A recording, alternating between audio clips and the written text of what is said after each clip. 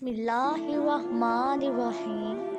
مولانا رومی فرماتے ہیں کہ ایک شیریں زبان آدمی رات کو دوستوں کی محفل میں بیٹھ کر درزیوں کے بارے میں مزیدار قصے سنا رہا تھا۔ داستان کو اتنی معلومات رکھتا تھا کہ باقاعدہ اچھا خاصا درزی نامہ مرتب ہو سکتا تھا۔ جب اس آدمی نے درزیوں کے چوری اور مکاری سے گاہکوں کا کپڑا غائب کر دینے کے ان گنت قصے سنا ڈالے، سننے والوں میں ملک خطاب ایک ترکی جسے اپنی دانش اور ذہانت پر بڑا ناز تھا کہنے لگا، اس علاقے میں سب سے گرو درزی کون سا ہے؟ داستان گو نے کہا، یوں تو ایک سے بڑھ کر ایک ماہر فن اس شہر کے گلی کوچوں میں موجود ہیں، لیکن پورے نامی درزی بڑا فنکار ہے۔ اس کے کاٹے کا منتر ہی نہیں بلکہ ہاتھ کی صفائی بھی ایسی ہے کہ استاد کپڑا تو کپڑا آنکھوں کا کاجل تک چرا لے اور چوری کا پتہ تک نہ لگنے دے۔ تو ترک کہنے لگا، لو مجھ سے شرط لگا لو، میں اس کے پاس کپڑا لے کر جاؤں گا اور دیکھوں گا وہ کیوں کر میری آنکھوں میں دھول پھونک کر کپڑا چراتا ہے۔ میاں کپڑا تو دور کی بات ایک تار بھی غائب نہ کر سکے گا۔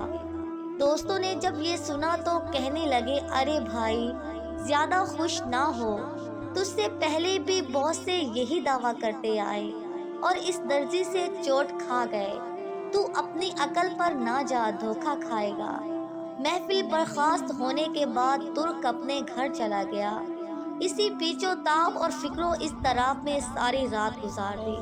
صبح ہوتے ہی قیمتی اطلس کا کپڑا لیا اور پوریش نامی درزی کا نام پوچھتا پوچھتا اس کی دکان پر پہنچ گیا۔ درزی اس ترک گاہ کو دیکھتے ہی نہایت ادب سے کھڑا ہو کر تسلیمات بجا لایا۔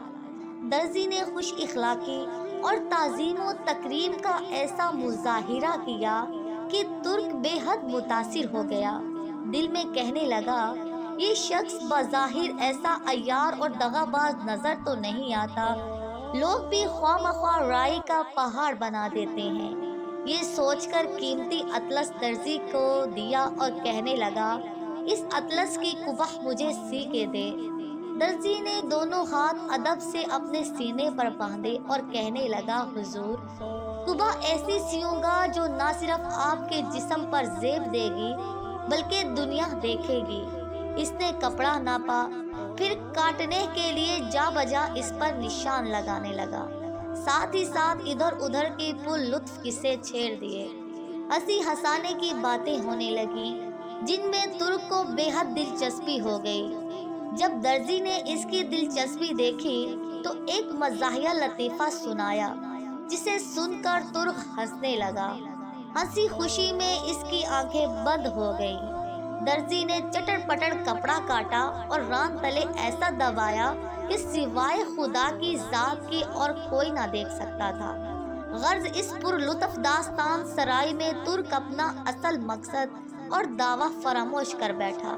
کدھر کی اطلس، کہاں کی شرط، ہنسی مذاق میں سب سے غافل ہو گیا۔ ترک درزی سے کہنے لگا، ایسے ہی مزیدار کوئی اور بات سناؤ۔ درزی نے ایک اور قصہ سنا ڈالا۔ ترک اتنا ہنسا کہ اس کی آنکھیں بالکل بند ہو گئیں اور ہوش و حواس سے رخصت عقل و خرد الوداع کر بیٹھا۔ اس مرتبہ درزی نے پھر کپڑا کاٹ کر ران تلے دبا لیا تو ترک نے چوتھی بار مذاق کا تقاضا کیا تو درزی کو کچھ حیا آ گئی اور کہنے لگا، مزید تقاضا نہ کر، اگر ہنسی کی ایک اور بات کہوں گا تو تیری کوئی بات تنگ ہو جائے گی۔ مولانا رومی رحمت اللہ تعالی علیہ فرماتے ہیں، جانتے ہو وہ ترکی کون تھا؟ دغا باز درزی کون تھا؟ اطلس کیا ہے اور ہنسی مذاق کیا ہے؟ کینچی کیا ہے اور قبہ کیا چیز ہے؟ سنو، وہ غافل ترک تیری ذات ہے جسے اپنی عقل و خرد پر بڑا بھروسہ ہے، اور وہ عیار دھوکے باز درزی یہ دنیا فانی ہے۔ ہنسی مذاق نفسیاتی جذبات ہیں۔ تیری عمر اطلس پر دن رات درزی کی کینچی کی مانند چل رہی ہے۔ دل لگی کا شوق تیری غفلت ہے۔ अतलस की कुबह तुझे भलाई और नेकी के लिए सिलवानी थी, वो फजूल मजाक और कहकहों में तबाहो बर्बाद हो गई। ए अजीज, अपने होशो हवास दुरुस्त कर, जाहिर को छोड़ बातिन की तरफ तवज्जो कर।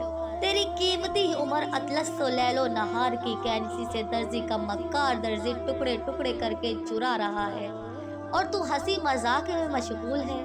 नसीहत है इन लोगों के लिए जो अक्ल शऊर और इल्म की आगाही रखते हैं। आज आगे इंसान जाके दुनिया के चंद दिन की है और अखरवी जिंदगी की सोच जिसकी इंतहा ही नहीं, फिर क्यों तो आंखें मूंद कर इब्लीस का पैरोकार बन रहा है।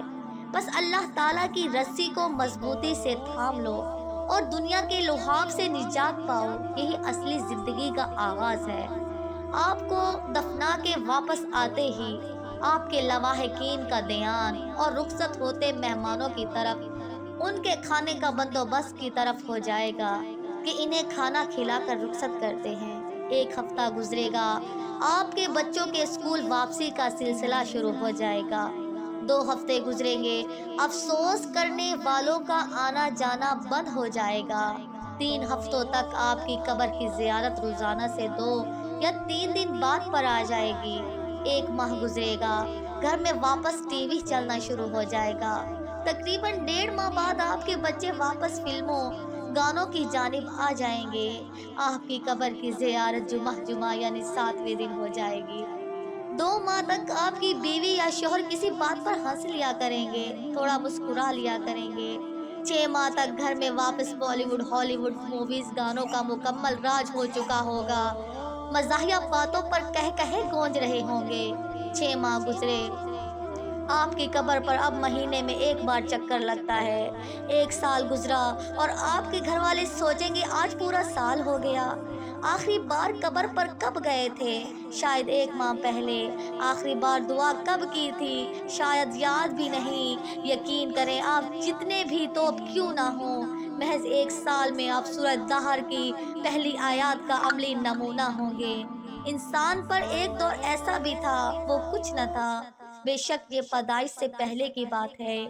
आप इससे वफात के बाद भी सोच लें, हम चाहे जितने भी लोगों के महबूब हों, हम कुछ भी नहीं, हमारी औकात कुछ भी नहीं। यकीनन आज की वीडियो आपको पसंद आई होगी।